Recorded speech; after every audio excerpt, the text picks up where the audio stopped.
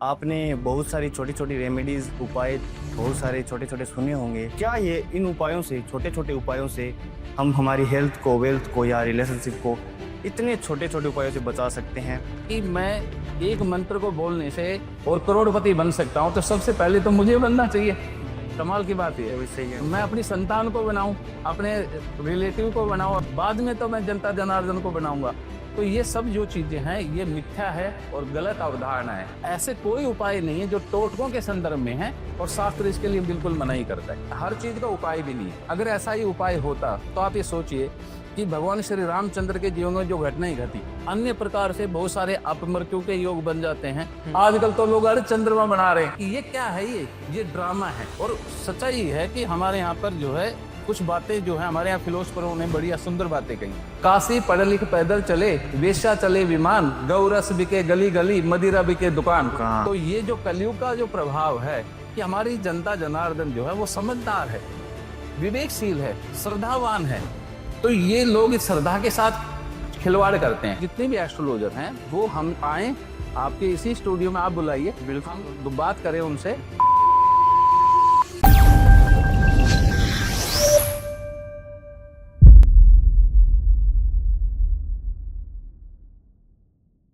Hello दोस्तों, मैं विकास पारिक स्वागत करता हूँ एक बार फिर हमारे चैनल एक्स टॉक पर। आज का एपिसोड बहुत ही मज़ेदार होने वाला है, क्योंकि आज के एपिसोड में हम जानेंगे एस्ट्रोलॉजी की डीप नॉलेज।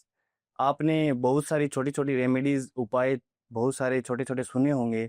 आज के एपिसोड में उन्हीं उपायों पर हम चर्चा करेंगे और जानेंगे कि क्या ये उपाय वास्तव में काम करते हैं। क्या ये इन उपायों से, छोटे छोटे उपायों से हम हमारी हेल्थ को, वेल्थ को या रिलेशनशिप को इतने छोटे छोटे उपायों से बचा सकते हैं। तो इन्हीं सब पर चर्चा करने के लिए हमारे साथ हैं आचार्य अशोक कुमार शर्मा। Welcome sir. नमस्कार। Welcome sir. सर, तो जो लोग आपको पहली बार देख रहे हैं, हमारी ऑडियंस, चाहे वो रैंडम कोई ऑडियंस हो, तो उनको एक बार अपना थोड़ा इंट्रोडक्शन दीजिए ताकि वो आपको जान सकें। देखिए, मैं जो है जैसा आपने बोला कि मेरा नाम तो आचार्य अशोक कुमार शर्मा है ही। मैं 22 वर्षों से जो है वो ज्योतिष कर रहा हूँ और 18 वर्षों से मैं ज्योतिष पढ़ा रहा हूँ।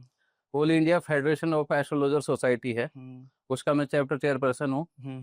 और धर्मशास्त्र अनुसंधान केंद्र 2015 में हमने एक सोसाइटी बनाई कि ज्योतिष, वास्तु, अंक ज्योतिष है, धर्मशास्त्रों में जो भ्रांतियां हैं उनसे लोगों को हम कैसे बचा सके, उस उद्देश्य को भी पूरा करने का मैं प्रयास कर रहा हूँ। अच्छा, तो जैसे हमने बात की कि हम एस्ट्रोलॉजी को डीप नॉलेज की तरफ लेके जाएंगे, डीप नॉलेज लेंगे इस एपिसोड के अंदर, तो हम फर्स्ट ऑफ ऑल आपसे यही जानना चाहेंगे कि एस्ट्रोलॉजी, आपके अनुसार एस्ट्रोलॉजी क्या है?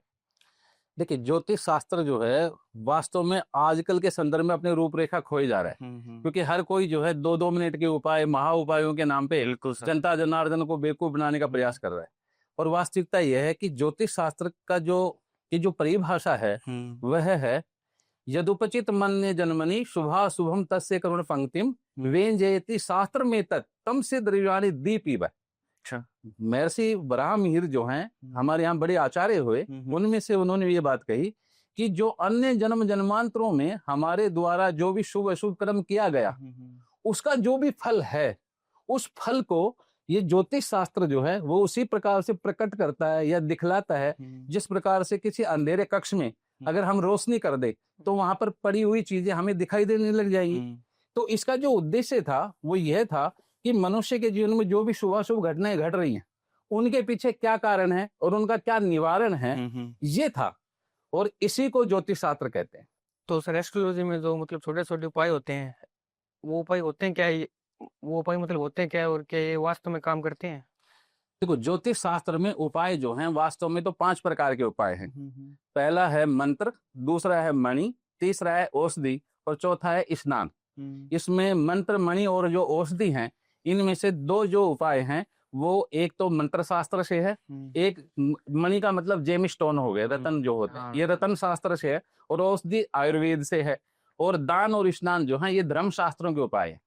लेकिन मंत्र जो हैं उनके बारे में आजकल, हाँ आपने बड़ा सही सवाल ही पूछा कि ये जो कहते हैं कि एक मंत्र बोलिए और माँ लक्ष्मी की कृपा हो जाएगी, तो मैं ये मानता हूं कि मंत्र जो है वह सर्वार्थ का बोधक होता है। एको मंत्र सर्व काम धुक है, एक ही मंत्र से सारे कार्य किए जा सकते हैं, बशर्ते मंत्र को की जो व्यवस्था है उसकी जानकारी होनी चाहिए। सबसे पहली बात तो ये कि जितने भी मंत्र हैं वो सारे के सारे या तो सुप्त अवस्था में है या लुप्त अवस्था में है। यानी कि लुप्त का मतलब है जिसकी जानकारी नहीं है और सुप्त का मतलब है जो जागृत नहीं है। तो सबसे पहले तो मंत्र को चैतन्य करना पड़ता है और मंत्र को चैतन्य करने के लिए साधना करनी पड़ती है। साधना करने के बाद जो है मंत्र काम करेगा। लेकिन साधना करे व्यक्ति, उसके लिए मंत्र का उच्चारण कैसे करना है, आसन कहाँ होना चाहिए, विनियोग क्या होगा, शुद्धिकरण कैसे होगा, संकल्प कैसे लिया जाएगा, कितनी बार बोलना है, दशांश हवन कितनी बार करना है, इन चीजों की जानकारी न होते हुए भी मंत्रों के बारे में लोगों को ये बरगलाने का काम चल रहा है। अगर ऐसा है कि मैं एक मंत्र को बोलने से और करोड़पति बन सकता हूं, तो सबसे पहले तो मुझे बनना चाहिए। कमाल की बात ये सही है। मैं अपनी संतान को बनाऊं, अपने रिलेटिव को बनाऊं, अपने नियर्स एंड डियर्स को बनाऊं ना, बाद में तो मैं जनता जनार्दन को बनाऊंगा। तो ये सब जो चीजें हैं ये मिथ्या है और गलत अवधारणा है। और ये एक एक मिनट के जो उपाय हैं इनको उपाय न मान करके हम इनको, मैं बोलता हूँ, टोटके। इससे अच्छा तो ऐसा कीजिए कि आप सिक्का उछालिए, 50% संभावना है कि काम बनेगा या नहीं बनेगा। किसी प्रश्न का उत्तर जो है वो हाँ या ना में तो दिया जाता है। तो ऐसे कोई उपाय नहीं है जो टोटकों के संदर्भ में है और शास्त्र इसके लिए बिल्कुल मनाही करता है। उदाहरण के तौर पे समझाता हूँ कि जो मंत्र है उसको किसी माला से करेंगे या करमाला से करेंगे। तो माला जो से करते हैं तो उसके लिए एक नियम है हमारे यहाँ पर कि प्रातः नाभो क्रम धर्त्वा मध्याय रदि संसितम साय जपति नासाग्रे जपस्तु त्रिविधि स्मृतम। जप करने की 3 विधियां होती हैं हमारे यहाँ। आजकल क्या है कि कोई भी व्यक्ति माला लेता है और राम राम राम राम मंत्र जपना शुरू कर देता है। ऐसा नहीं है। प्रातः नाभो, अगर सुबह अगर मैं जप करता हूं तो मेरा जो हाथ है वो मेरी नाभि के सामने होना चाहिए। मध्याय हृदय संसितम, अगर मैं दोपहर में जप करता हूं तो हृदय के सामने मेरा हाथ होना चाहिए। और साय जपती नासाग्रे, और मैं शाम को अगर जप करता हूं तो मेरा हाथ जो है वो मेरी नासिका के अग्रभाग के सामने होना चाहिए। तो ऐसे जप करने की ये 3 विधियां हैं। आजकल इसका पालन कौन करता है? सब लोग अपने पैरों पे हाथ रखते हैं और मंत्र जाप शुरू कर देते हैं। कैसे फल मिलेगा भाई? और उदाहरण के तौर पे समझ लो कि पुराने जमाने की बहुत सारे ऋषि मुनियों की फोटो भी मिल जाती हैं। उनके पास एक यू शेप की लकड़ी होती थी, आपने देखा होगा कभी, वो उनके हाथ में होती थी। वो किस लिए होती थी? किसी जानवर को भगाने के लिए थोड़ी होती थी, क्योंकि उसके ऊपर वो हाथ रख करके जप करते थे। वो हृदय के सामने इतनी ऊंचाई होती थी 22 इंच के करीब, जिससे कि उनके हृदय के सामने उनका हाथ हो। तो बहुत सारी चीजें हैं। मंत्र जितने भी हैं या तो श्रापित है बहुत सारे, या वो जो है सुप्त अवस्था में है। तो पहले उन व्यवस्थाओं को समझना होगा। और अब मुझे नहीं लगता कि एक मंत्र को बोलने मात्र से देवता प्रसन्न हो जाएंगे। हाँ, कुछ मंत्र हैं जैसे निष्काम जो कर्म है हमारा, जिसमें हमारी कोई आकांक्षा नहीं होती, तो राम का नाम ले, कृष्ण का नाम ले, भगवान हरि का ले, नारायण का ले, भगवान शिव का ले, तो ये जो है निष्काम भक्ति, उसमें नियमों की आवश्यकता नहीं होती। लेकिन जहां भी मेरा कोई सकाम काम है कि मेरा कोई उद्देश्य है कि मेरे को ये करने से मेरे को ये फल मिलेगा, तो उसके लिए बहुत सारे नियम, उपनियम आदि की आवश्यकता है। तो इसलिए किसी भी मंत्र को ऐसे बोलने की आवश्यकता ही नहीं है, ऐसे बोलना ही नहीं चाहिए। जो बताने वाले लोग हैं पहले तो उन्हीं को शर्म आनी चाहिए, क्योंकि उन्होंने खुद ने या अपने जीवन में क्या उस मंत्र का फल देखा है? वो खुद जो है करोड़पति नहीं बने, लेकिन वो तो बन ही जाएंगे लोगों को बेवकूफ बनाकर, मुझे लगता है, क्योंकि 21-21 हजार जो फीस लेंगे और कुछ भी बताएंगे, तो ऐसे लोगों से मैं ये मानता हूँ बचने की आवश्यकता है। काफी बड़े बड़े एस्ट्रोलॉजर हैं जो छोटे छोटे उपाय देते हैं, तो ऐसे बताते भी हैं कि करोड़पति बन जाओगे इनको ऐसे। वो काफी सक्सेसफुल भी मुझे ऐसा है कि लग रहे हैं इस फील्ड के अंदर। एस्ट्रोलॉजर लोग मानते हैं कि ये एस्ट्रोलॉजर है, काफी फेमस एस्ट्रोलॉजर। इस पे आपका क्या कहना है? देखो, समस्या क्या है कि आज जिसका एक भी वीडियो वायरल हो जाए, आजकल तो मीडिया का जमाना है, लोगों तक पहुंच जाए, तो वो उसी को फेमस मान लेते हैं। ज्योतिष इस बात की बात नहीं करता। जो ऐसे जितने भी एस्ट्रोलॉजर हैं वो हम आए आपके इसी स्टूडियो में, आप बुलाइए, हम बात करें उनसे, और ज्योतिष के ऊपर परिचर्चा होनी चाहिए। क्योंकि मैं खुद इस विषय को पढ़ाते हुए मैंने देखा कि बहुत सारे जो लोग जिनका चैनल है अपने और जो काम कर रहे हैं, वो हमसे ज्योतिष सीख रहे हैं। कारण क्या है? क्योंकि इनको जानकारी नहीं है। हाँ, बातें बहुत मीठी करते हैं और बहुत अच्छे वक्ता हैं, बोलने में बड़े सक्षम है, तो कुछ भी बोल देते हैं। जैसे अभी एक बात थी, किसी ने कहा कि आप जो है वो श्रीम श्रीम श्रीम श्रीम ये श्रीम। 4 घंटे बोलिए तो माँ लक्ष्मी जो है वो आपके घर में उसकी बरसात होने लगती है। वहीं पे से तो भाई पहले आप अपने घर में करवाइए, क्योंकि जो ज्योतिषी है बेसिकली वो भविष्य कथन करने की बात करता है। पहले तो भविष्य में क्या घटनाएं घटेंगी उनके बारे में बताएगा और उनसे संबंधित जो उपाय हैं उनकी बात करेगा। हर चीज का उपाय भी नहीं है। अगर ऐसा ही उपाय होता तो आप ये सोचिए कि भगवान श्री रामचंद्र के जीवन में जो घटनाएं घटी, बिल्कुल सर। भाई उनका जो है आज तिलक होने वाला है और रात रात में पासा पलट गया और उनको 14 वर्ष का वनवास हो गया। उसके बाद में चलो वनवास हो गया, वनवास के बाद में आखिरी में जो है वो पत्नी का अपहरण हो गया और चलो वहां से लड़ाई युद्ध वगैरह जीत करके अपने घर भी आ गए। उसके बाद में भी लोगों के कहने पर पत्नी का परित्याग करना पड़ गया। क्या करना पड़ तो गया। फिर ये सब चीजें क्या है, ये भाग्यवाद है, नियतिवाद है। तो इसलिए हर चीज का उपाय नहीं हो सकता, क्योंकि जो दृढ़ क्रम है, देखो जो भी कर्म फल होता है उसकी 3 कैटेगरी होती है। आपको बताऊं, कोई भी कर्म फल मुझे प्राप्त होगा तो वो 3 किस्म से पैदा हुआ। पहला है दृढ़, जिसका कोई उपाय संसार में नहीं है। दूसरा है अदृढ़, जिसमें कुछ दृढ़ता है और कुछ दृढ़ता नहीं है। और एक होता है दृढ़, जिसमें भगवान का स्मरण करने से, थोड़ी बहुत चैरिटी करने से, माता पिता का आशीर्वाद लेने से भी हम उससे छुटकारा पा सकते हैं। तो ये ज्योतिष में समझने की आवश्यकता है। जब भी जन्म पत्री में ग्रह योग बनते हैं, जैसे 2 शादी के योग बन गए मान लेते हैं किसी को, या डिवोर्स के योग बन गए, नपुंसकता के योग बन गए, या अन्य प्रकार से बहुत सारे अपमृत्यु के योग बन जाते हैं। तो एक्सीडेंट के हैं, दुर्घटना आदि के योग होते हैं, जेल जमानत आदि के जो योग होते हैं, तो ये अगर दृढ़ क्रम से बने हुए हैं, कन्फर्म योग बन गया तो उसका फल अवश्य भोगना पड़ेगा। शास्त्र का मत है अवश्य में भोक्तव्यम कर्तम क्रम शुभाशुभम। अगर ऐसा ना होता तो इस संसार में ज्योतिषी सबसे ज्यादा सक्सेसफुल व्यक्ति होते। जैसे आप बता रहे हैं कि ये छोटे छोटे जो उपाय बता रहे हैं ये एस्ट्रोलॉजर या नहीं है, या उपाय नहीं है ये, तो आपके अनुसार एक सच्चा एस्ट्रोलॉजर कौन हो सकता है और क्या उपाय हो सकते हैं इन चीजों का?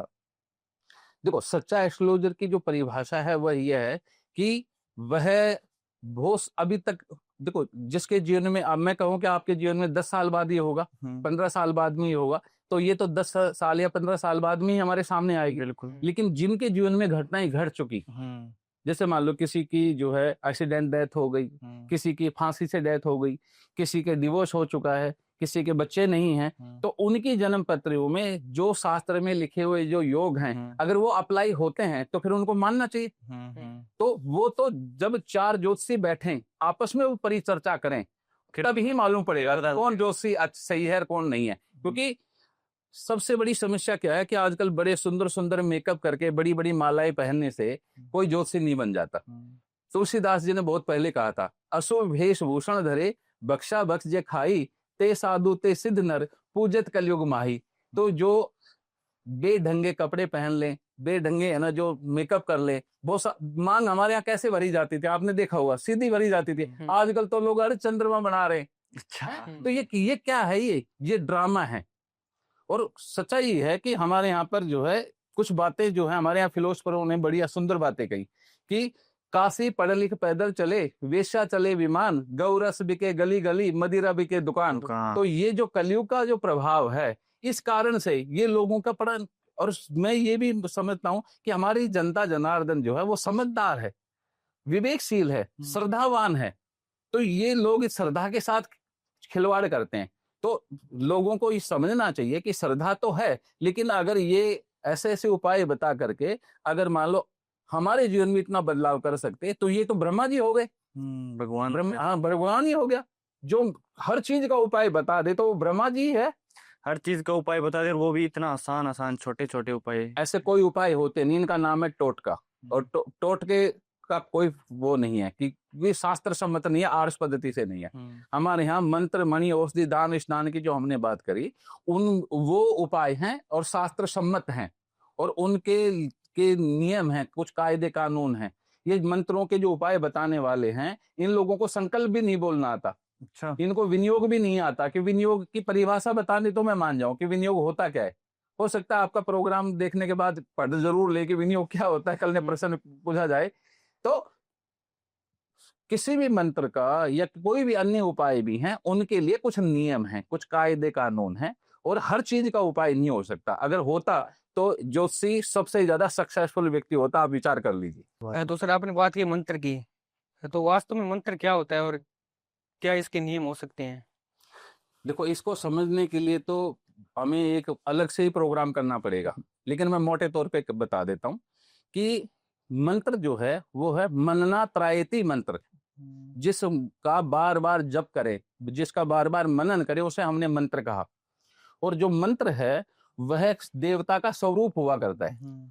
और मंत्र जो है या तो किसी से दीक्षा लेकर के प्राप्त किया जा सकता है, या अगर किसी गुरु ने दिया है किसी को दीक्षा के माध्यम से, तो उसका जाप करना चाहिए स्वयं ही। अगर मान लो आजकल कहते हैं कि आजकल राहु का भी बड़ा चलता है कि राहु कलयुग का देवता है, आपने सुना हुआ है। हाँ। तो राहु का मंत्र जो है वो भ्राम ब्रीम ब्रोम से राहवे नमः है, ये जो है उसका बीज मंत्र है एक्चुअल में। अब जो है ये भ्राम क्या है, ब्रीम क्या है, ब्रोम क्या है, अगर इसकी भी जानकारी नहीं है, कोई भी मंत्र अगर अर्थ के साथ बिना समझे अगर बोला जाएगा तो उसका फल निष्फल है, कुछ नहीं। क्यों? इस बात को ऐसे समझ सकते हैं हम लोग कि अगर मान लो कोई व्यक्ति तमिलनाडु साइड का वो तेलुगु भाषा में हमसे कोई बात कहे, तो हम उसकी बात क्या समझेंगे? नहीं समझेंगे। तो मैं उससे मांग क्या रहा है, वो हमसे क्या कह रहा है। तो जब तक मंत्र में क्या है, प्रत्येक बीज जो है उसका अपना एक अर्थ होता है। तो भ्राम भ्रीम भ्रोम सह राव्य नमः, इनको ये नहीं मालूम कि भ्राम का अर्थ क्या है, भ्रीम का क्या मतलब है, भ्रोम का। तो मंत्र काम कहाँ से करेगा? और जैसा अभी मैंने आपसे पहले भी बताया कि मंत्र कोई भी जप करते हैं तो उसकी अपनी विधियां होती हैं। और कलयुग में तो इंद्र को जो है ब्रह्मा जी का जो है वह आशीर्वाद है या वरदान है कि यस्मिन स्थाने जपम करत्वा सकरो हरति तत् जपम। जिस स्थान पे बैठ के आप जो है जप करते हैं उसके सारे फल को इंद्र ले लेगा। कब कब नहीं लेगा? उस स्थान की मिट्टी का आपको तिलक लगाना पड़ेगा। तो ऐसी बहुत सारी व्यवस्थाओं में बंधा हुआ है। इसलिए मंत्र तो काम कर रहे हैं और अवश्य करते हैं, लेकिन करने वाला चाहिए। उसकी जानकारी जिसको होगी वो ही उसका फायदा उठा लेगा, अन्यथा कोई भी नहीं उठा सकता। जैसे सर आपने बात की एस्ट्रोलॉजर की छोटे छोटे उपायों की, हम उपायों पर फिर से चलते हैं क्योंकि बहुत सारे छोटे छोटे उपाय फैला रखे हैं सोशल मीडिया पे। तो आपने बात की छोटे छोटे उपायों की कि ये उपाय काम नहीं करते, तो क्या ये उपाय जो एस्ट्रोलॉजर देते हैं उनको हम एस्ट्रोलॉजर नहीं मान सकते? नहीं, जो हमारी जनता जनार्दन को और हम आम लोगों को जो भ्रमित करे वो कैसा ज्योतिषी? अच्छा। ज्योतिष जो है वह ज्योतिषम वेदानाम चक्षु, ज्योतिष तो वेदों का नेत्र है। जो आंखें खोल दे हमारी, जो हमें दिखलाई दे, हम उसकी बात करते हैं। ये तो लोग हमें भ्रमित कर रहे हैं, ये लोग तो हमें अंधेरे में धकेल रहे हैं। तो ऐसे लोगों से जो भ्रमित कर रहे हो समाज को, इन लोगों को ज्योतिषी कहाँ से मान लिया जाए? इनके साथ तो परिचर्चा करने की आवश्यकता है। जैसे आपकी अदालत जैसे प्रोग्राम होते हैं, ऐसे में इनको बुलाइए। मैं तो कह रहा हूं आपसे, बिल्कुल। कभी ऐसा अगर ज्योतिष के नाम पे जो ये ठगी चल रही है, ज्योतिष के नाम पे ज्योतिष शास्त्र को जो हानि पहुंचाने का जो प्रयास कर रहे हैं लोग, इनको मैं ये मानता हूं कि 100% ज्योतिष नहीं आती होगी। क्योंकि ये जो उपाय हैं कैसे अपने मन के उपाय हैं। कहीं से भी कुछ भी, कोई कहता है कि 5 जो है आप पीपल के पत्ते ले आइए, उस पर राम नाम लिख दीजिए, ऐसा करिए, माला बनाइए, ये कर दीजिए, आपका ये काम बन जाएगा। अरे भाई, ऐसे काम बनते तो फिर हमारे ऋषि मुनि कंदराओं के अंदर भूखे प्यासे रह करके अपनी अंतःचेतना को जागृत करके इतने बड़े बड़े शास्त्रों की रचना की, मंत्र शास्त्र की, रत्न शास्त्र की, आयुर्वेद की रचना की, धर्म शास्त्रों की रचना की। उनमें जो उपाय लिखे हैं, उन उपायों के माध्यम से छुटकारा मिल सकता है। लेकिन वहां भी मैंने कहा कि दृढ़ क्रम से तो छुटकारा नहीं मिलेगा, दृढ़ से और दृढ़ क्रम से छुटकारा मिल सकता है। तो ऐसे जो उपाय हैं ये सिर्फ हमारी आस्था के साथ खेलना है, पब्लिसिटी हंट है एक्चुअल में ये। अच्छा। कि लोगों तक बस मैं ज्यादा कैसे पहुंच जाऊं, अन्यथा ये टोटके हैं और टोटकों को हम उपाय नहीं मानते। कुछ एस्ट्रोलॉजर हमने ऐसे भी देखे हैं जो फ्यूचर में प्रेडिक्शन करते हैं, चाहे वो किसी व्यक्ति की हो गई, चाहे वो किसी देश की होगी, चाहे वो किसी विदेश की होगी। क्या एस्ट्रोलॉजी के अनुसार हम प्रेडिक्ट कर सकते हैं कुछ भी? हाँ, ज्योतिष शास्त्र के माध्यम से प्रेडिक्शन तो इसका विषय ही प्रेडिक्शन है, भविष्य के बारे में बतलाने की बात। विद्या का नाम ही ज्योतिष है। लेकिन जो लोग किसी देश के बारे में बतलाते हैं या भूकंप के बारे में, सुनामी के बारे में, ऐसी जो, तो उसमें ज्योतिष शास्त्र की एक शाखा है, उसका नाम है मेदिनीय ज्योतिष, जिसका नाम है मुंडेन एस्ट्रोलॉजी। मैं वह नहीं करता आज तक, इसलिए मैंने भी अपने 22 वर्षों में एक बार भी प्रेडिक्शन नहीं दी कि कोई वायुयान की दुर्घटना होगी, कुछ राजनेता के साथ ऐसा होगा, सत्ता परिवर्तन हो जाएगा, भूकंप आएगा, क्योंकि वो मेरा क्षेत्र नहीं है। मेरा क्षेत्र जो है वो जातक शास्त्र है, मनुष्य के जीवन में जो घटनाएं घटेंगी इंडिविजुअल व्यक्ति के, वो मेरा क्षेत्र है। तो ये जो लोग जो ये ऐसी प्रेडिक्शन दे रहे हैं, इनमें से मैं 100 में से मैं मानता हूँ 1 या 2% लोगों को शायद मुंडेन एस्ट्रोलॉजी आती होगी। अन्यथा ये लोग जो क्या करते हैं कि हमारा जो पंचांग होता है उसमें 15-15 दिन का फलादेश लिखा होता है, उसी को याद करते हैं और उसी के बारे में बताते थे। लेकिन मुंडेन एस्ट्रोलॉजी के अगर ये 5 नियम भी बता दे तो मैं मान जाऊं, मुझे लगता है बिल्कुल नहीं बता सकते। यहां तक कि जातक शास्त्र के नियम भी बताने में सक्षम नहीं होंगे आई थिंक, क्योंकि ये जिस हिसाब से चल रहे हैं कि बस मैं आज आपको एक महा उपाय बता रहा हूं, इस उपाय से सब ठीक हो जाएंगे, तो भी कल दूसरा उपाय की आवश्यकता क्यों पड़ी, विचार कीजिए। फिर तीसरे दिन एक और महा उपाय है, ऐसे 30 दिन में 30 महा उपाय, साल में 365 दिन में 365 महा उपाय, व्यक्ति कितना करेगा। तो इसलिए ये उपाय न होकर के मात्र टोटके हैं, लोगों की श्रद्धा के साथ और आस्था के साथ खिलवाड़ किया जा रहा है, ये सब चीजें दूर होनी चाहिए। मंत्र, मणि, औषधि, दान और स्नान जो उपाय का संदर्भ है, उन उपायों को ही करने से लाभ प्राप्त हो सकता है, अन्यथा नहीं होगा। तो सर आजकल सोशल मीडिया पे ये बहुत चल रहा है कि ये उपाय कर लीजिए आप करोड़पति बन जाएंगे, तो क्या वास्तव में वो उपाय करके करोड़पति बनाया जा सकता है?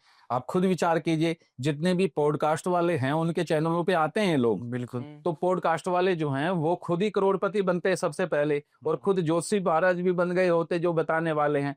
तो वो खुद तो जो स्वयं तो करोड़पति बन नहीं पाए, तो दूसरों को करोड़पति कहाँ से बनाएगा। ज्योतिष शास्त्र में हमारे यहाँ पर एक बात कही जाती थी, हम मेरे परम पूज्य दादाजी कहते थे कि जो एक बच्चा था उसको गुड़ खाने की आदत हो गई, तो वो ज्योतिषी के पास उसकी माँ लेके गई कि मेरा बेटा गुड़ बहुत खाता है। तो उस ज्योतिषी ने कहा कि भाई इसके बारे में कल बताऊंगा, क्योंकि ज्योतिषी खुद गुड़ खाता था।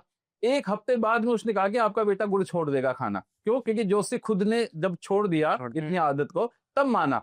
तो ये जो लोग हैं इनको खुद पहले अपने पे लागू करना चाहिए कि ये जो मंत्र मैं बता रहा हूँ, ये जो उपाय मैं बता रहा हूँ, या तो स्वयं झूठ बोल रहा है कि मैंने किया और मेरे को ऐसा फल मिला, क्योंकि टोटकों से किसी का लाभ हो जाए संभावना बहुत कम है। हाँ, कभी क्या होता है कि जब ग्रह गोचर ही बहुत अच्छे चल रहे हों तो कहते हैं ना कि सही समय आने पर सही संगति भी मिल जाती है, सही लोग भी मिल जाते हैं और काम सफल भी हो जाते हैं, वैसी विचारधारा भी बन जाती है, तो कुदरत कराती है, टोटका नहीं कराता।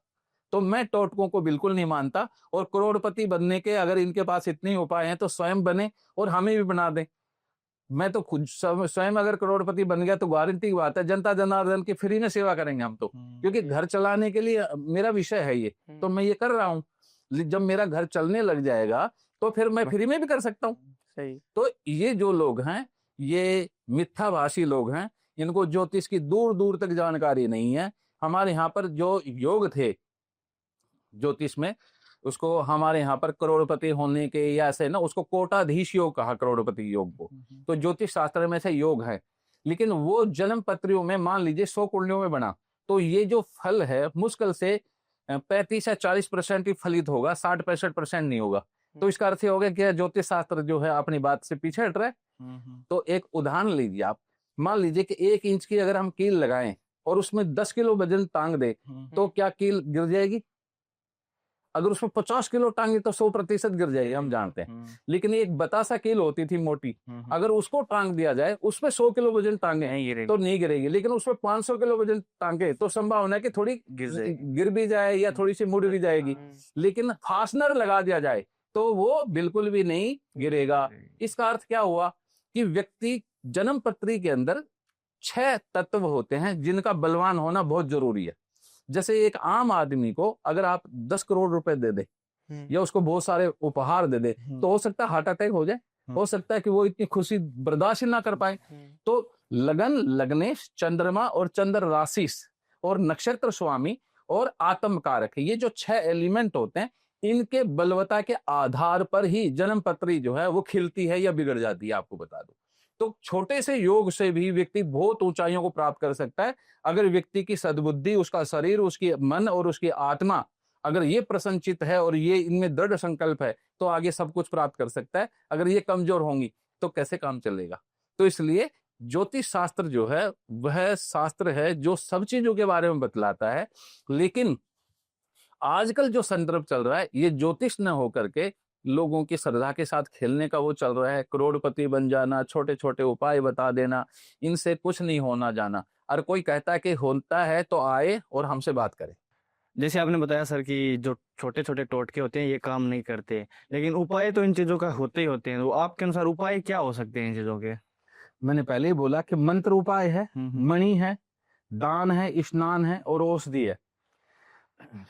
शास्त्र का एक बड़ा सुंदर प्रमाण होता है। आचार्य चाणक्य कहते हैं विद्या मित्र प्रवासेषु भार्या मित्र गृहेषु च व्याधित औषधि मित्रम धर्मो मित्र मर्तस्य च। है तो चाणक्य नीति का श्लोक, लेकिन देखो यहाँ बड़े काम का है कि वास्तव में हमसे हमारा सबसे बड़ा जो मित्र है वो हमारी शिक्षा होती है, विद्या होती है, नॉलेज होती है। और घर के अंदर सबसे बड़ा जो मित्र होता है वो पत्नी होती है। और जब हम रोगी हों, हमारे कोई हेल्थ की प्रॉब्लम होती है तो हमारे सबसे बड़ा जो मित्र कौन होती है? औषधि होती है, दवाई होती है। उस समय और कोई हमारा मित्र नहीं होता। और धर्मो मित्र मर्तस्य च, और मरने के बाद ही हमारा जो सबसे बड़ा मित्र है वो कौन है? धर्म है, पुण्य है हमारे द्वारा। तो ज्योतिष शास्त्र के अंदर भी जब कोई बीमार है तो उसको औषधि दिलाइए। और मार्केश की दशा चल रही याद है तो मार्केश गुरु की शांति विधान की बात करी हमारे यहाँ पर। तो कुछ योग होते हैं हमारे यहाँ पर। वैसे तो ज्योतिष में हमने माना कि हमारे परम पूज्य गुरुदेव कहते थे 832 योग हैं, और वैसे हजारों योग होते हैं एक्चुअल में ज्योतिष में। तो कौन से योग हैं जन्म पत्री में, उन योगों के आधार पे निश्चित करना होता है कि कौन से उपाय करने चाहिए। कहीं किसका तो जेम स्टोन पहना सकते हैं, कब किसकी है ना जो मंत्रों के द्वारा रेमेडी कर सकते हैं, किसका दान करना चाहिए और किस समय स्नान करना चाहिए। एक बात तो देखो परंपरा से आप जानते होंगे कि जब भी सूर्य ग्रहण या चंद्र ग्रहण या संक्रांति होती तो क्या कहते थे कि गंगा स्नान करने के लिए जा रहे हैं। क्यों, ऐसा क्यों है? हमारे धर्मशास्त्र बतलाते हैं कि जब भी खास मुहूर्त हो उस समय अगर किसी भी पवित्र नदी में स्नान करते हैं तो व्यक्ति को पुण्य की प्राप्ति होती है। तो ये धर्म शास्त्रों के उपाय है, उनका अपना फल है। और वास्तविकता ये भी है कि हमारे जीवन में जो भी घटनाक्रम घट रहा है उसमें से 80% कम से कम जो है वो पिछले जन्मों का कर्म फल ही भोग रहे हैं हम। इस जन्म में केवल कर्म फल का जो फल है वो मात्र 20% ही फल भोगते हैं हम। अच्छा, गारंटी की बात है। क्यों? मतलब हमारी तकदीर तो पहले से लिखी हुई है। बिल्कुल, शास्त्र खुद कहता है, वो कहता है आयु कर्म च वितच्चे विद्या निधन में पंचे तानी सर्जयन्ते गर्भस्ते गहीन। जब माँ के गर्भ में बच्चा होता है तो उसकी आयु कितनी होगी, उसके बाद धन कितना होगा, कितनी शिक्षा होगी, उसकी मृत्यु कब होगी, वो क्या काम करेगा, ये सब पहले से ही लिख दिया गया है। अगर ऐसा नहीं होता तो ज्योतिष शास्त्र अब तक मृत्यु को प्राप्त हो गया होता। अच्छा, क्योंकि ये समाज में इसकी आवश्यकता नहीं पड़ती। अब भी किसी बच्चे का जन्म होता है तो माता पिता जो है किसी ज्योतिषी के पास जाते हैं तो वो बतलाता है कि इस वर्ष में इसको कष्ट है, इस वर्ष में इसकी शादी होगी, इस समय ये होगा, ये घटनाएं। तो बच्चा तो अभी 6 महीने का है, बच्चा तो अभी 5 साल का है, बच्चा तो अभी 10 साल का ही है, और प्रेडिक्शन आगे की हो रही है। तो वो समय आने पर जब कम ट्रू होती हैं, सच साबित होती हैं, तो इन ज्योतिष शास्त्र जीवित है। उस बच्चे ने 5 साल के ने क्या कर्म किया, विचार कीजिए। वो तो दूध पी रहा है, माता पिता के संरक्षण में रह रहा है, तो इसका मतलब पहले से ही लिखा हुआ है। क्योंकि जितने भी रोग शोक आदि हैं, हमारे यहाँ आयुर्वेद जो है, हम जिसको हम मेडिकल एस्ट्रोलॉजी भी बोलते हैं, वहां पर एक बड़ी सुंदर बात कही गई कि जन्मांतरम कर्तम पापम व्याधि रूपेण जायते तत् शांति रोक्दे दानम जपम होमम करता देवी। कि मनुष्य के जन्म जन्मांतरों में किए हुए कर्मों के कारण इस जन्म में जय पराजय, लाभ हानि, सुख दुख, रोग शोक, पीड़ा आदि होते हैं। उनकी शांति के लिए जप तप हवन मंत्र अनुष्ठान आदि करने चाहिए। इसलिए जो वास्तविक उपाय हैं वो जो हैं बड़े थोड़े कॉस्टली हो जाते हैं एक संदर्भ में, और सदपात्र को ही देने चाहिए। ऐसे बांटने की चीजें नहीं है ये, आपको आवश्यकता है नहीं, मैं किस लिए दे रहा हूँ, किस लिए बता रहा हूँ।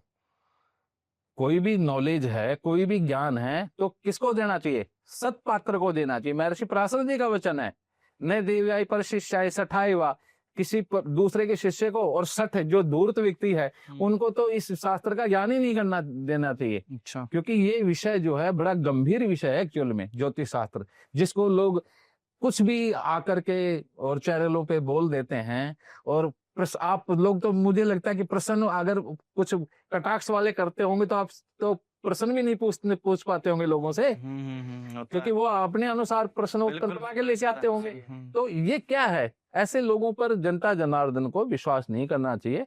और वास्तव में ज्योतिष जो है वो बड़ा गंभीर विषय है और हर चीज का उपाय नहीं है। और कुछ जिन चीजों के उपाय है वो शास्त्र उसकी सम्मति देता है, उसकी जानकारी भी देता है। हमने ये भी सुना है कि अगर ये उपाय करे तो पूरी जिंदगी बदल जाएगी।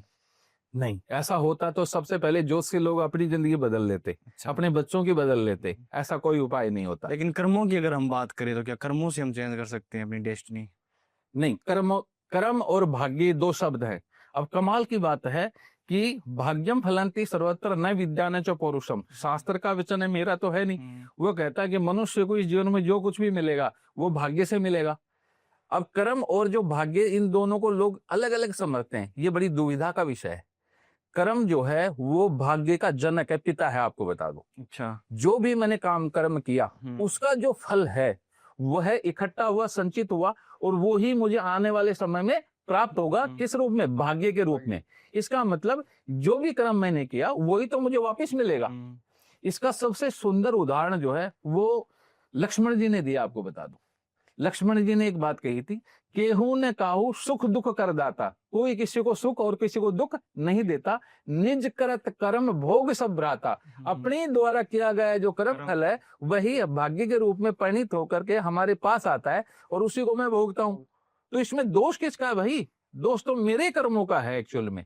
तो जो भी ज्योतिष शास्त्र भी ये मानता है कि जो भी संतान मिलेगी, जो भी पत्नी मिलेगी, जो माता पिता मिलेंगे, वो पहले से कर्मानुबंधन से मिलते हैं आपको। वरना आपका और मेरा जन्म भी किसी अडानी परिवार में, टाटा बिरला के यहाँ हो सकता था? बिल्कुल हो सकता। क्यों नहीं हुआ भाई? और जो संतान मुझे मिली है वही संतान, क्यों मुझे भी आईपीएस अधिकारी चाहिए, मुझे भी बड़े अच्छे पढ़े लिखे यानी खूब तरक्की करने वाली संतान चाहिए, स्वस्थ चाहिए। लेकिन ऐसा नहीं है, हर किसी को नहीं मिलता। तो इसलिए भाग्य सबसे महत्वपूर्ण चीज है, लेकिन कर्म का अपना फल है। कर्म की थ्योरी की बात मैं बताता हूँ आपको। कर्म ज्योतिष शास्त्र के अनुसार 3 प्रकार के होते हैं। एक कर्म है संचित कर्म, जो जन्म जन्मांतरों में किए गए सभी कर्मों का, शुभ और अशुभ जो कर्म उनका एक संग्रह है। और मनुष्य जब जन्म लेता है तो उस संचित कर्म में से कुछ हिस्सा लेकर के जन्म लेता है, उसी को हमने प्रारब्ध कहा। और कुछ कर्म वो इस जन्म में करेगा, जैसे आज हम कुछ कर्म कर रहे हैं, लोगों तक भी अच्छी नॉलेज पहुंचाने की कोशिश कर रहे हैं, लोगों को जागरूक करने का प्रयास कर रहे हैं। ऐसे हम मेहनत भी करते हैं, काम भी करते हैं, अपना उत्तरदायित्व निभा रहे हैं, सब कर्म है। तो इस जो अब कर्म करेंगे इस जन्म में उसका नाम है क्रियमान कर्म। तो जो संचित कर्म है उनको ज्योतिष शास्त्र में योगों के आधार पे देखा जाता है। और प्रारब्ध कर्म जो है, जो कर्म जन्म लेके पैदा, वो फल कौन कौन से मिलेंगे उसको दशा अंतर्दशा के आधार पे हम लोग जानते हैं। और इस जन्म में जो कर्म करेंगे उसको हम गोचर के आधार पे जानेंगे। तो हमारे पास 3 प्रकार के कर्म है, संचित, प्रारब्ध और क्रियमान। और इन तीनों को जानने की 3 ही विधियां हैं हमारे यहाँ ज्योतिष शास्त्र में, योग, दशांतरदशा और गोचर। तो ज्योतिषी इसके आधार पर विचार करके बतलाता है। तो इसलिए कर्म का फल आपको और मुझे सबको ही भोगना है, वो ही भाग्य के रूप में हमारे सामने आता है। ये दोनों में अन्योन्याश्रित संबंध है, शरीर और आत्मा, मन और आत्मा जैसा संबंध है, दोनों एक दूसरे अलग नहीं है। अच्छा, इसीलिए कहा गया है कि कर्म करो, फल की चिंता मत करो। हाँ देखो, ये जो है ना, कर्म करो और फल की जो इच्छा ना करो, ये बहुत सुंदर विचार है। फिलोसफिकल वे से समझो। अगर कोई भी व्यक्ति जब कर्म करता है तो वो उसका फल कल्पना के आधार पे विचार करता है कि मैं ऐसा ऐसा करूंगा और मेरे को ऐसा ऐसा प्राप्त होगा। लेकिन जितना वो करेगा उसके आधार पे ही मिलेगा। अगर उसके भाग्य में वह समय अगर ज्योतिष के आधार पे, दशा और गोचर के आधार पे सही नहीं चल रहा, योग भी अच्छे नहीं है, तो वो जो भी कर्म करेगा वो कर्म निष्फल हो जाएगा। और एक व्यक्ति नॉर्मल कर्म कर रहा है और वो मिट्टी में हाथ देता है तो भी सोना बन जाता है, एक व्यक्ति सोने का काम करता है तो भी मिट्टी बन जाता है। तो ये इतना सारा परिवर्तन क्यों दिखलाई दे रहा है, विचार कीजिए। इसलिए सब सारी जो कहानी है वो कर्म और भाग्यवाद की ही है, निश्चितता और अनिश्चितता की है। तो इसके बारे में लोगों का या फिर उनका जो मतलब ये कहना है कि तो फिर हम जो मतलब हम जो ये कर्म हम क्यों करें, इस पे आप क्या कहना चाहेंगे? कमाल की बात है, उनको है ना जो ये समझना चाहिए कि पहले से जो निश्चित है वह जीवन में जब समय आने पे घटेगा, और उसके लिए चाहे वो कुछ करे या ना करे इससे कोई फर्क नहीं पड़ता। भगवान श्री कृष्ण ने स्वयं ने ये बात कही कि प्रत्येक मनुष्य 3 प्रकार के कर्म अवश्य करेगा। वो क्या करेगा? पहला जो कर्म है वह होता है आदतन, हैबिचुअल, उसको आदत है कोई भी अच्छी या बुरी कोई भी, वो कर्म वो अवश्य करेगा, तो भी कर्म फल की श्रेणी में आएगा। दूसरा जो कर्म होता है वो योजनाबद्ध तरीके से होता है। जितने भी पापाचार होते हैं, किसी बैंक को लूटना हो, डाका डालना हो, कुछ भी किया जाए, वो सारे के सारे योजनाएं की जाती है उनके एक्चुअल में।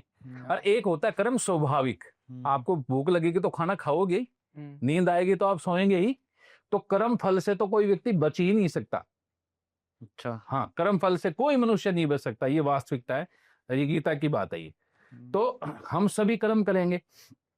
और जो लोग ये कहते हैं कि बिना कर्म करे भाग्य का फल नहीं मिलेगा, मालूम है कि इस वर्ष बहुत अच्छी बारिश होगी, लेकिन किसान जो है समय पर फसल नहीं उगाएगा तो वो व्यक्ति तो भूखा ही मरेगा, भूखा मरेगा, उसकी तो फसल नहीं पैदा होगी। लेकिन जिसने कर्म किया उसके यहाँ पर तो अच्छी फसल होगी। अब आप डिसाइड कीजिए कि आपको कर्म करना है या नहीं करना। इसलिए भाग्यवाद और कर्मवाद, मैंने आपसे पहले भी कहा था कि कर्म ही भाग्य का जनक है, पिता। भाग्य प्रबल नहीं है, कर्म प्रबल है। कर्म की प्रबलता से उत्पन्न जो कर्म फल है वह भाग्य के रूप में प्रबल होकर के हमें मिलता है। इस बात को समझने की आवश्यकता है। क्या हमारे जीवन में ऐसे भी योग होते हैं ताकि जो हमारी कुंडली में शुभ योग है फिर भी हमें वो फल नहीं मिलते हैं? हाँ, बिल्कुल होते हैं। जन्म पत्री में शुभ और अशुभ दोनों ही प्रकार के योग विद्यमान होते हैं। महर्षि पराशर और मैत्रेय, ये 2 लोग हैं जो आपस में बात करते हैं। ज्योतिष शास्त्र ऐसे चलता है। तो मैत्रेय जो हैं एक जगह एक स्थान पे आके महर्षि पराशर जी से कहते हैं कि प्रभु, आपने बड़े बड़े योग बतलाए जिसमें चक्रवर्ती सम्राट होगा, राजा के सदृश होगा, कोई बहुत ही ग्राम का अधिपति होगा, बहुत मंत्री होगा, बहुत ही धन संपदा का स्वामी होगा, ऐसे बड़े बड़े सुंदर सुंदर आपने योग बतलाए, लेकिन उनकी जन्म पत्री में योग विद्यमान थे, उसके बावजूद भी ये फल नहीं मिला। तो वहां वो कहते हैं कि अब मैं तुम्हें कुछ अशुभ योगों के बारे में बतलाता हूं। और आजकल मैंने देखा है कि हमारे छात्र जो हैं या जो हमारे साथ पढ़े लिखे हैं उन लोगों को तो इन योगों के संदर्भ की जानकारी है, लेकिन आजकल मीडिया में मैंने उन योगों की चर्चा भी नहीं सुनी। तो महर्षि पराशर जी एक जगह पूर्व जन्म में जो भी अशुभ कर्म किए थे तो अशुभ जन्म योग जो हैं उनके बारे में चर्चा करते हैं। वहां वो कहते हैं, दर्शे कृष्ण चतुर्दश्याम विष्ट्याम सोदर्वे तथा पितृवे सूर्य संक्रांतो पाते अर्केन्दु ग्रहे यथा व्यतिपाताति दुर्योगे गंडान्ते त्रिविध्यपि वा यम घंट वमे दग्धे योगे त्रितर्जनम च प्रस्वस्य विकारोपि गेयम जन्म अशुप्रदम तुला अर्के सार्प शीर्षे थे ननाम जन्म अशुप्रदम। और देखो ये जो अशुभ योग बता के और फिर देखो शांति की बात क्या कहते हैं, शांत्या भवति कल्याणम तदुपायम च वच्मि हम, कि ये जो योग बताए इनका अगर शांति विधान करेगा तो उसलिए मैं आपको इसका उपाय बता रहा हूं। अकृत्वा नास्तिको लोभाद सनोते बहु संकटान। कौन नहीं कराएगा? 2 ही व्यक्ति, या तो लोभ के वश या जो नास्तिक है, जो आस्तिक नहीं है, जो विश्वास नहीं करता, ये 2 लोग नहीं कराएंगे तो क्या होगा? सनोते बहु संकटान, उसको बहुत सारे संकटों का सामना करना पड़ेगा। तो किसी का भी जन्म अमावस्या का है, कृष्ण रस की चतुर्दशी का जन्म है, व्यतिपात परिग आदि अशुभ योग होते हैं। आपको कमाल की बात है कि पिता और पुत्र, माता और पुत्री, 2 सगी बहनें, 2 सगे भाइयों का, यानी एक ही लिंग में 2 लोग कैंडिडेट हो और दोनों का जन्म नक्षत्र एक ही हो तो दोनों में से एक को आयु की हानि उठानी पड़ती है। अच्छा। कमाल की बात है, अकाल मृत्यु हो जाती है। हाँ, कुछ समस्या होती है। तो ये जो चीज योग हैं इनके बारे में जब महर्षि पराशर जी ने कहा वैदिक एस्ट्रोलॉजी में, तो इन योगों को मान के राजी नहीं है। तो ऐसे ही तुला के कार्तिक मास में जितने भी बच्चे पैदा होते हैं आप देखो, या तो उनके पिता बहुत सक्सेसफुल होंगे, स्वयं सक्सेसफुल नहीं मिलेंगे, या जो स्वयं सक्सेसफुल हैं तो उनके पिता इतने सक्सेसफुल नहीं मिलेंगे। और इन ऐसे लोगों को अमूमन देखने में आता है कि इनका भाग्य ना अप्स एंड डाउन्स होने की संभावना होती है, क्योंकि महर्षि पराशर जी कहते हैं तुला अर्के, तुला राशि में जब सूर्य हो तो ये हमेशा कार्तिक मास में होता है। और विशेष बात कहते हैं कि तुला राशि में 10 अंश का हो, यानी परम नीचगत बोलते हैं ज्योतिष की भाषा में, तो 1000 राजयोगों को नष्ट करने वाला मानव प्रसव होता है। अच्छा। और ये हमने देखा है लोगों के जीवन में कि जिनको इन योगों में जन्म हो उनको परेशानी होती है। हमारे यहाँ एक शार्प शीर्ष दोष होता है जिसमें सूर्य और चंद्रमा वृश्चिक राशि में हो और चंद्रमा अनुराधा नक्षत्र के तीसरे चौथे चरण में हो तो शार्प शीर्ष दोष होता है। इसमें जितने भी बच्चे पैदा होते हैं इनको हेल्थ के मेजर प्रॉब्लम होती हैं।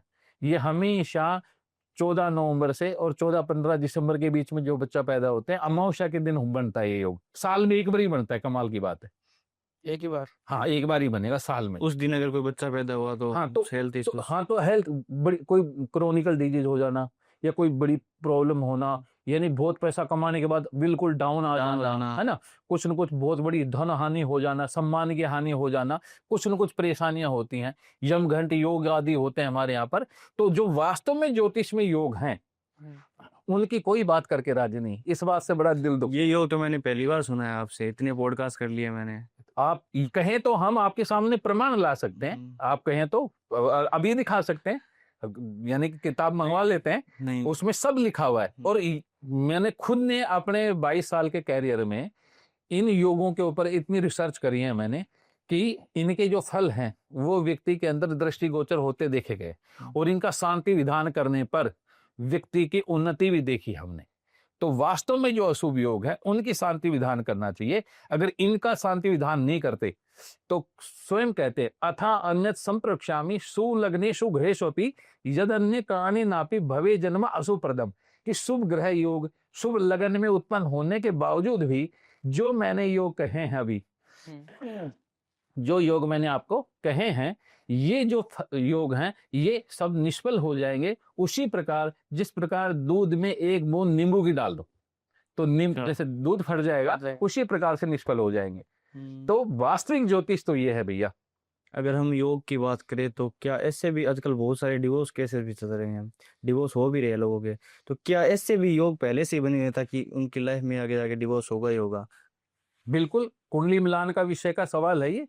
आजकल जो लोग हैं वो कुंडली मिलान जो है वो अष्टकोट मिलान देखते हैं, वनवस्य तारा योनि ग्रह मित्री गण भकुट और नारी, और 36 में से 20-22 गुण मिल गए और सामने वाले की प्रसन्नता का कोई सारोबार नहीं रहता, वो कहता है कि विवाह कर दीजिए।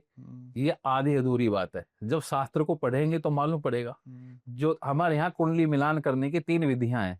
पहला है अष्टकोट मिलान, उसमें भी ज्योतिषी का ही उत्तरदायित्व नहीं है, माता पिता का भी उत्तरदायित्व है। महर्षि याज्ञवल्क्य के हुए, उन्होंने एक संहिता ग्रंथ लिखा है। उन्होंने ये बात कही कि माता पिता जो है वह कुछ चीजों के बारे में पता करे। जैसे कोई लड़की वाला है तो वो लड़का देखने जाए तो देखे कि इसके सर के ऊपर किसी बड़े बुजुर्ग का हाथ है या नहीं, लड़का पढ़ा लिखा है कि नहीं, देखने में सुंदर या आकर्षक व्यक्तित्व का धनी है कि नहीं, स्वस्थ दिखलाई दे रहा है कि नहीं दे रहा है, आर्थिक स्थिति कैसी है, ये सब चीजें तो बाहर से देखी जा सकती है। इसमें ज्योतिषी की आवश्यकता ही नहीं है। ज्योतिषी तो वो देखेगा जो दिखलाई ना दे।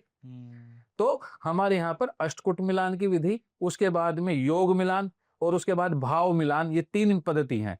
और आपने जो सवाल किया था वो योग मिलान का है। अच्छा। अष्टकूट मिलान के बाद में योग मिलान हमारे यहाँ 15 प्रकार का है। उनमें से अगर एक दोष भी हो तो विवाहित जीवन डिस्टर्ब होगा ही होगा। पहला है अल्पायु योग, विवाह तो कर दो और दोनों में से किसी की डेथ हो जाए तो क्या फायदा है फिर विवाह का, डिवोर्स। हाँ है। दूसरा जो योग है हमारे यहाँ पर वो है दरिद्रता का योग, विवाह कर दो और उसके बाद अपने उत्तरदायित्व का निर्वाह करने योग्य धन भी ना हो तो कैसे काम चलेगा। फिर नपुंसकता का योग है, दोनों के बीच में रिलेशनशिप ही नहीं होगी। उसके बाद संतानहीनता का योग है, जिनके संतान नहीं होते उनको भी दूसरी शादी करने की परेशानी उठानी पड़ जाती है। उसके बाद में जो हमारे यहाँ पर सन्यासी योग है, शादी कर ले उसके बाद सन्यास ले ले तो कैसे काम चलेगा, एक विचार है। तो इसी प्रकार से हमारे यहाँ पर एक विवाह, बहुविवाह और वियोग, हमारे यहाँ तलाक शब्द ही नहीं था। हमारे यहाँ तलाक शब्द नहीं एक्चुअल में, हमारे यहाँ पर पति पत्नी का अलगाव होना, इसी को आजकल डिवोर्स कह सकते हो। तो जिनकी कुंडली में 2 शादी के योग हो, द्विभार्य योग हो, और जिनकी कुंडली में विवाह टूटने के, विवाह भंग होने के योग हैं, तो वो ज्योतिष शास्त्र में मिलते हैं। और मेरे पास खुद के पास 25-30 कुंडलियां होंगी ऐसी, जिनकी कुंडलियों में ये योग लागू होते हैं संपूर्ण रूप से, और उनके साथ ही घटनाएं घटी है भाई। तो इसलिए ज्योतिष शास्त्र तो बड़ा आनंद देने वाला, गर्व कराने वाला विषय है एक्चुअल में। लेकिन ये किसी को करोड़पति बना देगा और लोगों के साथ ऐसा मजाक करने वाला विषय नहीं है। ये धीर और गंभीर विषय है, और सारे के सारे योग हैं, और योग अगर बना तो उसका फल एक स्पेसिफिक फल है, और वो व्यक्ति को भोगना ही पड़ेगा हर चीज। हाँ, ये जरूर कह सकता हूं कि महर्षि पराशर जी ने ही आगे चल के कुछ बातें कही। मान लीजिए कि किसी कन्या की कुंडली में 2 शादी का योग है, तो उसका विवाह ऐसे लड़के से कराइए जिसकी कुंडली में भी 2 शादी का योग हो, तो दोनों का विवाह 100% सफल रहे, संपन्न हो जाएगा, बिल्कुल चलेगा। महर्षि पराशर जी का योग का नियम है, वो कहते हैं यस्मिन योगे समुत्पन्ना पत्नी हंति नरोपि च तस्मिन योगे समुत्पन्नो पत्नी हंति कुमारी का स्त्री हंत्रा पनीता चेत पति हंत्री कुमारी का तदा वेदव्य योग से भंगो भवति निश्चार्थ। कि जिन योगों में पुरुष का जन्म हुआ कि वो स्त्री को मार देगा, स्त्री के साथ कुछ अशुभ फल होगा, और उसी योग में अगर कन्या का जन्म है कि वो अपने पति को मार देगी या उसको उसके साथ अशुभ फल होगा, तो दोनों की कुंडली में वेदव्य या विधुर योग बन गया। तो ये दोनों योग जिनकी कुंडली बने, इन दोनों का विवाह करा दीजिए। स्त्री हंत्रा प्रणीता चेत पति हंत्री कुमारी का, पुरुष तो है स्त्री का हनन कर रहा है और स्त्री पुरुष का हनन कर रहा है, तदा वेदव्य योग से भंगो भव की निश्चात। ये दोनों योग आपस में मिलने से 100% भंग हो जाएंगे, न्यूलिफाइड हो जाएंगे। कमाल की बात है। तो जिनको जानकारी नहीं है वो ऐसे व्यक्ति से विवाह करा देंगे कि जिसकी कुंडली में 2 शादी का योग है, जिसमें एक ही शादी का योग है, दोनों की शादी करो, दूसरे के प्रबल योग होए तो विवाह टूट जाएगा। मतलब आपका कहना ही का ये है कि डिवोर्स होने के कारण ये नहीं है कि लड़के में खराबी है या लड़की में खराबी है, जो कुंडली मिलान करा रहा है उसमें खराबी है। हाँ बिल्कुल, देखो इसमें वजह मैं ये मानता हूँ कि कई बार है ना, टाइम ऑफ बर्थ में आगे पीछे होने से भी प्रेडिक्शन कोलैप्स हो सकती है कि समय, क्योंकि द्विभार्य योग आदि जो योग है वो नवांश कुंडली से हमारे यहाँ पर बनते हैं कि सप्तमेश नीच राशि में हो और सप्तम भाव में नपुंसक नवांश हो तो 2 शादी होती है। सप्तमेश पाप राशि में पाप ग्रह से युक्त हो और सप्तम भाव में नपुंसक नवांश हो तो 2 शादी होती है। तो जो नवांश है उसकी जो टाइम टेबल है वो 8 से 15 मिनट का ही होता है। तो अगर मान लो किसी की जन्म पत्री में ऐसा हो कि 8:10 का टाइम है, मान लो सुबह का जन्म है किसी का, और वो जो नवांश था वो बस 8:07 पे खत्म हो गया, तो 1 मिनट बाद में अगला नवांश चला गया, तो प्रेडिक्शन कोलैप्स हो जाएगी ऐसे में। तो इसको बॉर्डर का टाइम बोलते हैं हम लोग अपनी भाषा में। तो इसलिए या तो जन्म पत्री में कमी होना या ज्योतिषी में कमी होना गारंटी की बात है। इनमें से 2 में से एक कमी अवश्य होगी। अन्यथा जिनकी कुंडली में, देखो ज्योतिषी भी भाग्य विधाता तो है नहीं, वो भी ब्रह्मा जी नहीं है। जब भी दृढ़ क्रम बनते हैं तो व्यक्ति को अपने भोग भोगने ही पड़ते हैं एक्चुअल में। तो जिनकी कुंडली में विधुर या वेधव्य योग होते हैं, उसके ये हो सकता है उपायों के माध्यम से किसी भी चीज की लॉन्गिविटी को हम बढ़ा सकते हैं। जो घटना घटनी थी 10 दिन में वो 10 साल बाद घटी, ये संभव है, लेकिन आप उसे टाल दें ऐसी संभावना नहीं है। तो सर हमने एस्ट्रोलॉजी की तो बहुत बात कर ली। अब हमारा एक जो क्वेश्चन है जो बहुत प्रचार में आ रहा है कि मतलब वास्तु का है कि अगर किसी बंदे के नॉर्थ ईस्ट में टॉयलेट है तो उसको कैंसर होगा।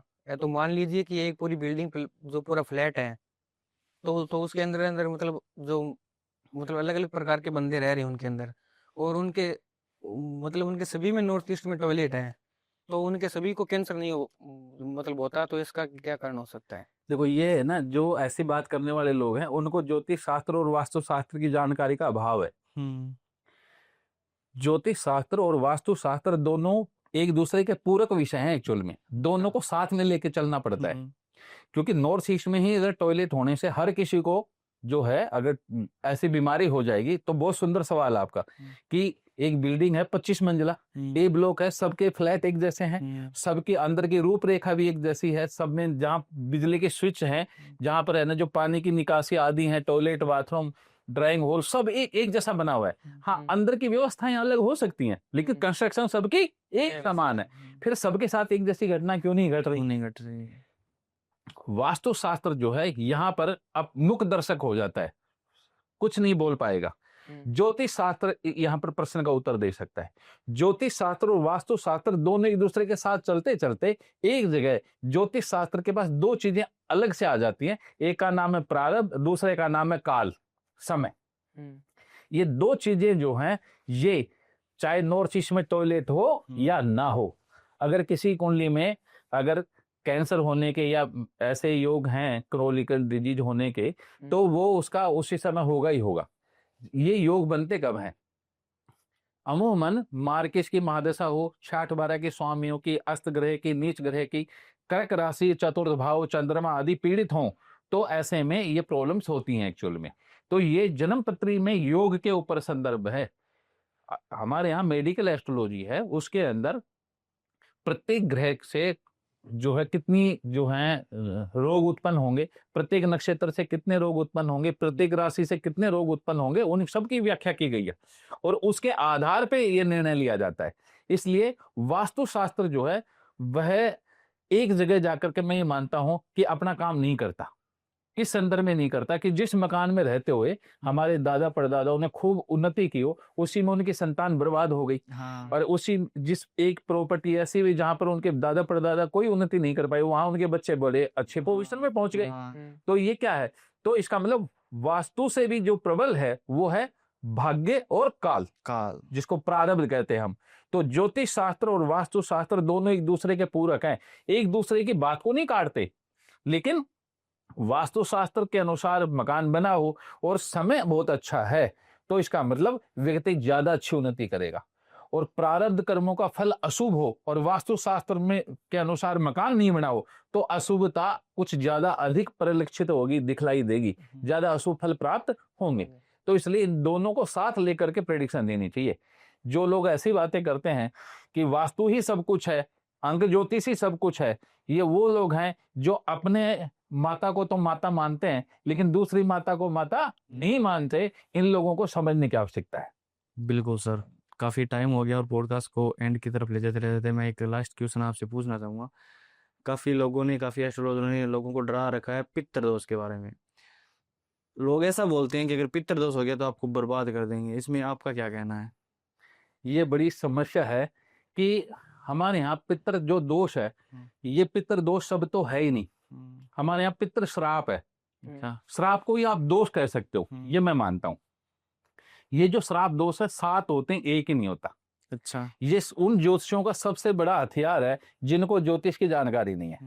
क्योंकि व्यक्ति पूछने तो जाता है कि मेरी नौकरी कब लगेगी, पूछने जाता है कि मेरा विवाह कब होगा, पूछने जाता है कि मेरा मकान कब बनेगा, लेकिन वहां जाते ही ज्योतिषी एक बात बोलता है कि आपकी कुंडली में पितृ दोष है। सच्चाई है कि पितृ श्राप जो है या जो जिसको दोष कहते हैं, ये 7 प्रकार के होते हैं। पिता का श्राप होता है, माँ का श्राप होता है, पत्नी का श्राप होता है, भाई का भी श्राप होता है, पत्नी का भी श्राप होता है, ब्राह्मण का श्राप होता है और सर्प श्राप भी होता है। इनका एक ही फल है मात्र, ये आपके जीवन को कहीं नष्ट भ्रष्ट नहीं कर सकते। अगर कोई साबित कर दे तो मैं उसको गुरुजी मान लूंगा।